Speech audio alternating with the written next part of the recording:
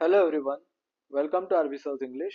So students, in this video we are going to learn second part of ninth standard semi-English lesson The Fall of Troy. मित्रांनो, या व्हिडिओमध्ये आपण The Fall of Troy या लेसनचा part 2 बघणार आहोत. Let's get started. At last Troy was taken, not by force but by a trick. It was the cunning Odysseus who thought of a plan to obtain the victory.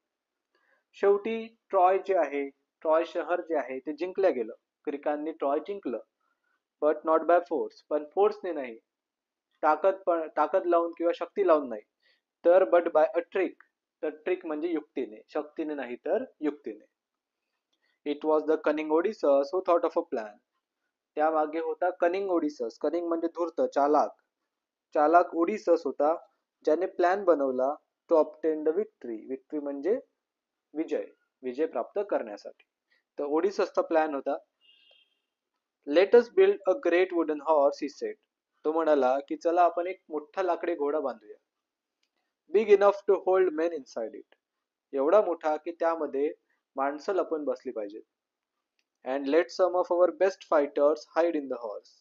आणि आपण आपल्या best फायटर्सला, आपले जे सगळ्यात चांगले योद्धे आहेत, त्यांना त्या घोड्यामध्ये लपवून ठेवूया. Then let us burn our tents and pretend to sail away in our ships. त्यानंतर आपण आपली छावणी जाळून टाकूया आणि असं दर्शवूया की आपण युद्ध सोडून निघून गेलेलो आहोत. But instead of sailing away, we will return in the night. पण निघून जायच्या ऐवजी आपण रात्रीच्या वेळी परत येऊ. When the Trojans are asleep, we will attack the city and burn and kill. आणि जेव्हा ट्रोजन्स म्हणजे ट्रॉय मधले लोक झोपलेले असतील, तेव्हा आपण शहरावर अटॅक करू आणि सर्वांना जाळून टाकू आणि सर्वांना मारून टाकू. असा एक प्लॅन कनिंग ओडिससने बनवला. The Greek leaders decided to follow the advice of the wise Odysseus. जे ग्रीक लीडर्स होते त्यांनी ठरवलं की ते वाइज ओडिसस म्हणजे जो एक हुशार ओडिसस होता, त्याची ऍडवाइस, त्याचा सल्ला यावेळेस ऐकण्याचा निश्चय किंवा निर्णय त्यांनी केला. So a great horse of wood was made by a skillful engineer. So एका स्किलफुल इंजिनियरने, अतिशय कुशल अशा इंजिनियरने एक मोठा लाकडी घोडा बनवला. And the greatest heroes Menelaus, Odysseus himself and others entered it. आणि त्यांचे सर्व मोठे मोठे योद्धे, ज्यामध्ये मेनेलियस होता, ओडिसस होता आणि अनेक, एंटर्ड इट, त्या घोड्यामध्ये चढले. The last man to go in being the architect himself who knew the secret of opening and shutting the entrance. त्या घोड्यामध्ये शेवटी चढणारा व्यक्ती स्वतः आर्किटेक्ट होता, ज्याला तो घोडा कसा उघडतो आणि कसा बंद होतो याचं सिक्रेट, याचं रहस्य माहिती होतं.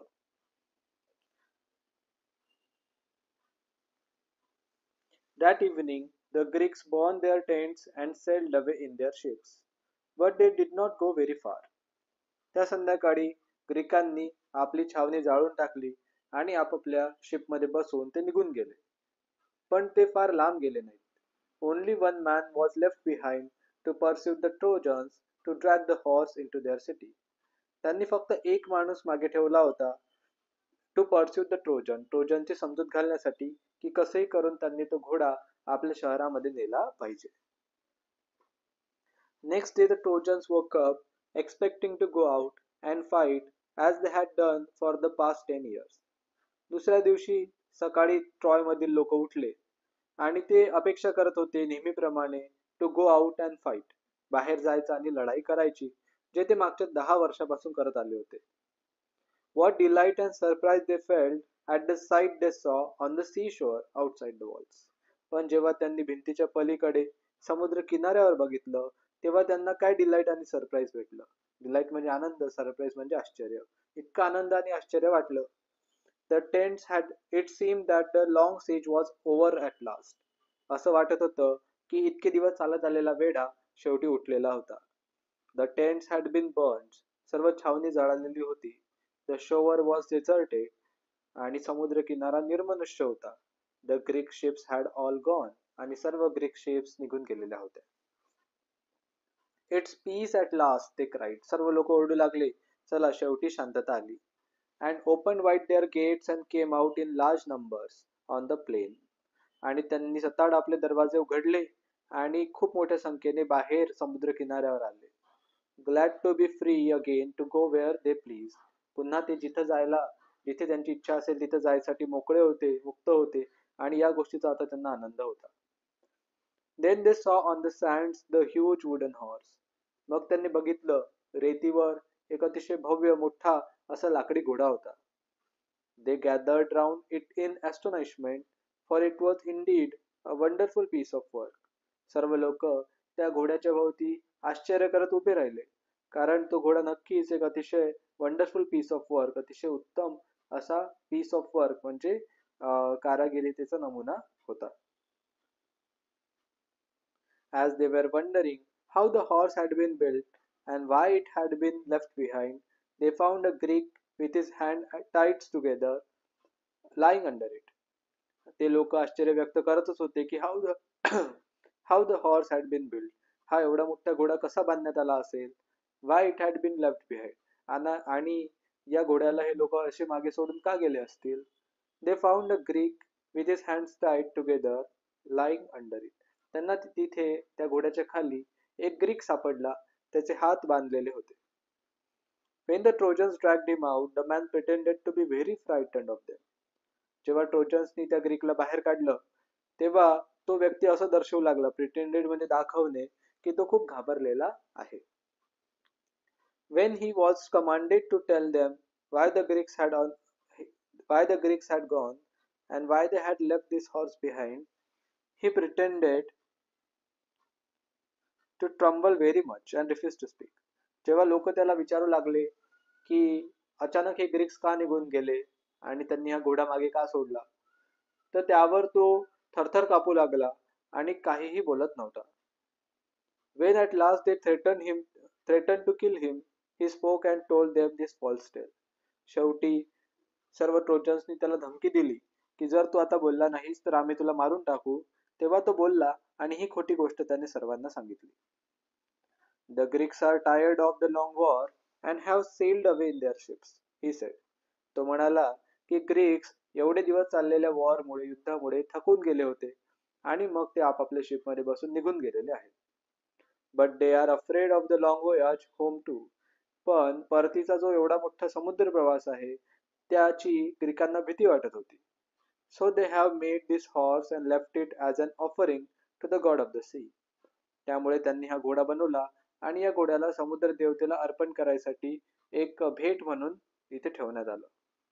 They wanted also to kill me and offer me as a sacrifice to the sea god, but I escaped and hid from them.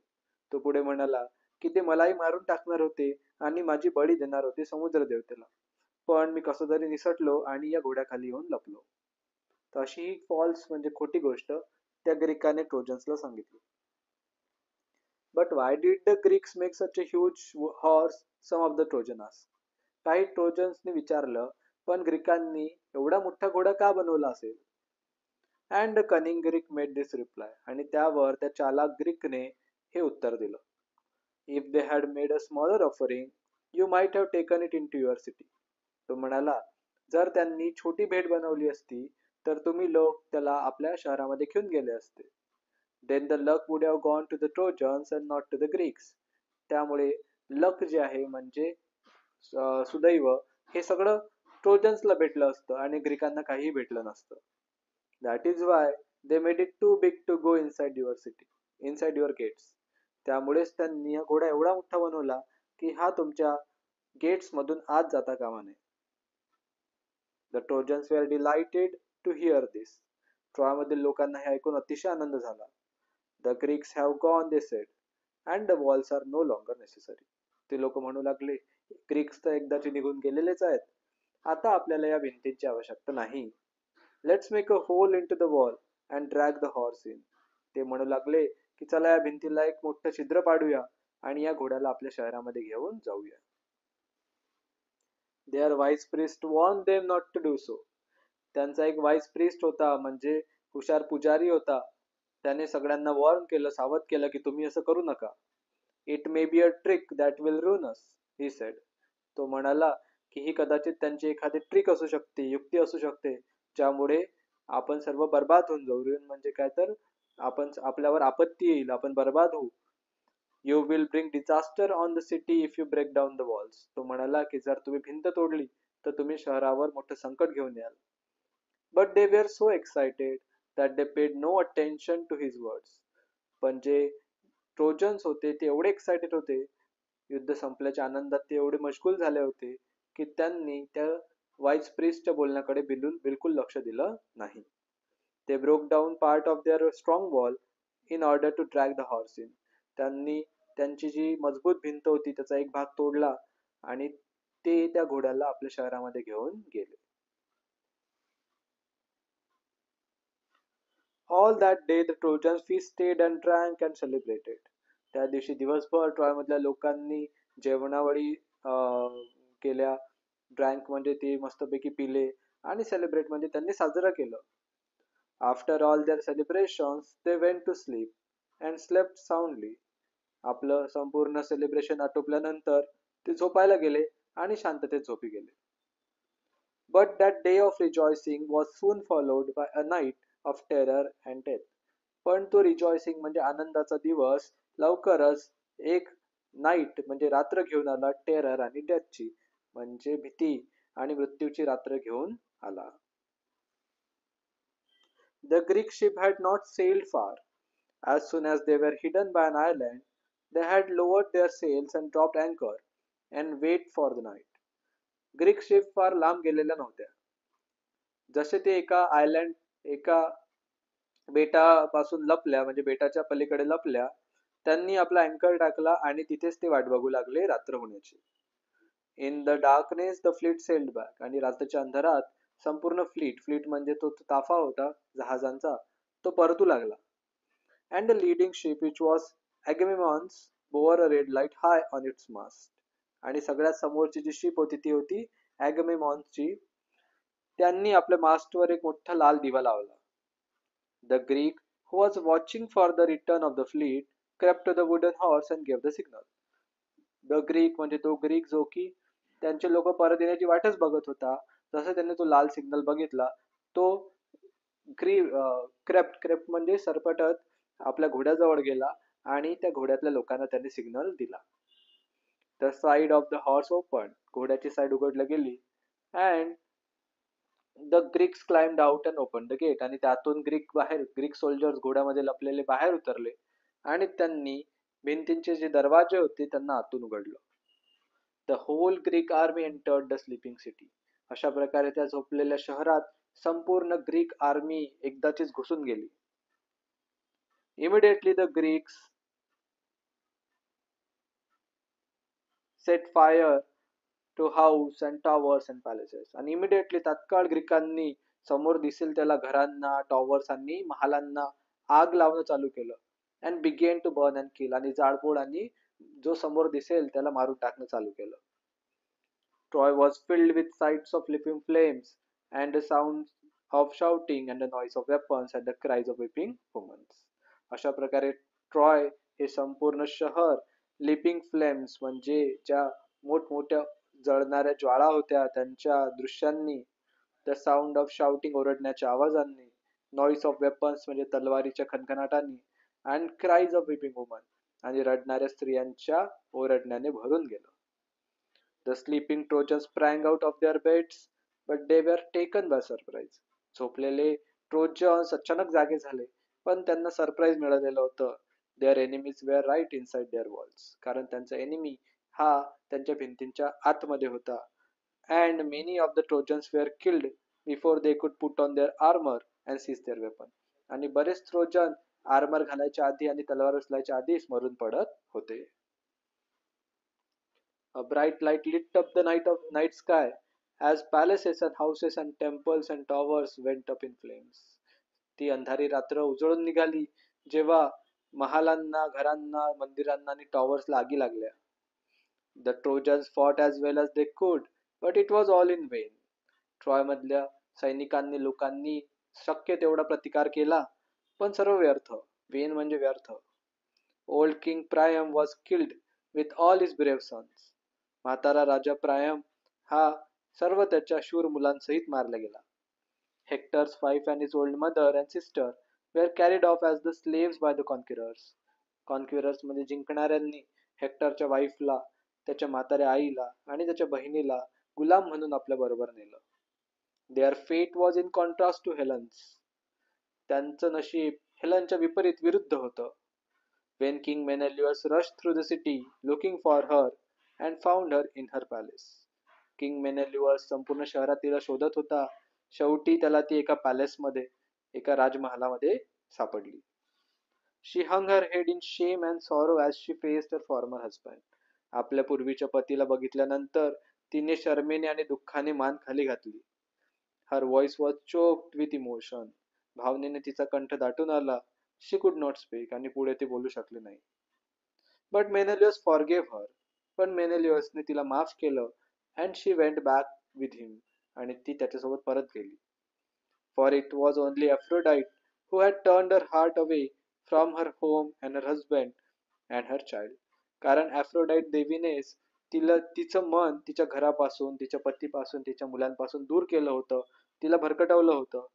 त्यामुळे मेनेलियसने तिला माफ केलं. When morning came, nothing was left of the proud rich city that had resisted attack for 10 years.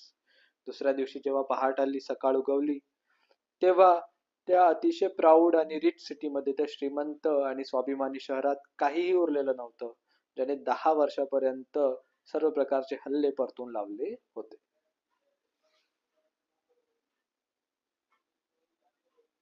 तर मित्रांनो, अशा प्रकारे हा होता part 2 of the fall of Troy. I hope सर्वांना खूप चांगल्या प्रकारे समजला असेल. समजलं असल्यास नक्की व्हिडिओला लाईक करा, मित्रांबरोबर शेअर करा. नवीन असाल तर सबस्क्राईब करायला विसरू नका. I will see in another video. Till then take care. Good bye.